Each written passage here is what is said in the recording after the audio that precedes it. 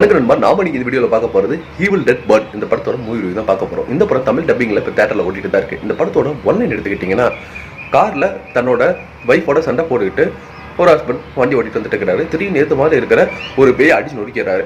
திடீர்னு அந்த பேய் இருந்துக்கிட்டு நான் அவன் குடும்பத்தை சும்மா விட மாட்டேன் அப்படின்னு அவன் உடம்புல வந்து அப்படியே புந்துருது.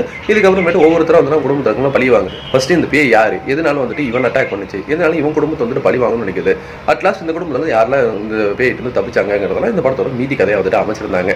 ஸோ இந்த படத்தில் சில மொமெண்டா வந்துட்டு பார்க்க, அதாவது ரொம்ப ஸ்லைலண்டாக கிட்ட போயிட்டு இருப்போம், த்ரீ டப்புன்பாங்க. இந்த மாதிரியான காட்சிகளில் ஒரு 2-3 காட்சிகள் பரவாயில்லையா இருந்ததே தவிர, மித்தபடி இவங்க ஃபேமிலி எப்படியாச்சும் இங்கிருந்து தப்பிக்கணும் அப்படிங்கிற ஒரு எண்ணம் ஏற்படவே இல்லை. அது சுத்தமாக ஏற்படாதனால நமக்கு மட்டும் இவங்க வந்துட்டு கொடூரமாக கொலைகள் பண்ணிக்கிட்டே இருக்கிறாங்க. அது ஒன்றா வந்துட்டு 4 பேரில் அப்படியே கார் கதவை நசுக்கிறது, தலையை வெட்டுறது, தலை பாதியை தூங்கிட்டு இருக்கிறது, உள்ளேருந்து அப்படியே வந்துட்டு கண்ணு மட்டும் வெளியே குதிக்கிறது, கண்ணில் குத்துறது அப்படின்ட்டு இந்த மாதிரி கொடூரமான கொலைகளையே காட்டிட்டு இருக்கிறாங்களே தவிர ஹாரர் எலிமெண்ட்டுக்குள்ளேயே பெருசாக வந்துட்டு போகவே இல்லை.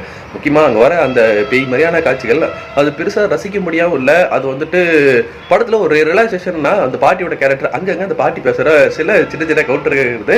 ஒரு சீரியஸாக போயிட்டு இருக்கிற படத்தில் அந்த கவுண்டர் கொஞ்சம் ரிலாக்ஸேஷனாக இருந்தது. அந்த பாட்டி வந்து நிறைய யூஸ் பண்ணிருக்கலாம் அப்படின்றது. இப்படி படம் டெக்னிக்கலாக ஸ்ட்ராங்காக இருந்தது. ஒரே வீட்டுக்குள்ளே சுற்றி வந்து நடந்துட்டு இருக்கிறதுனால பெருசாக வந்துட்டு இம்பாக்ட் கொடுக்காம போயிருச்சு.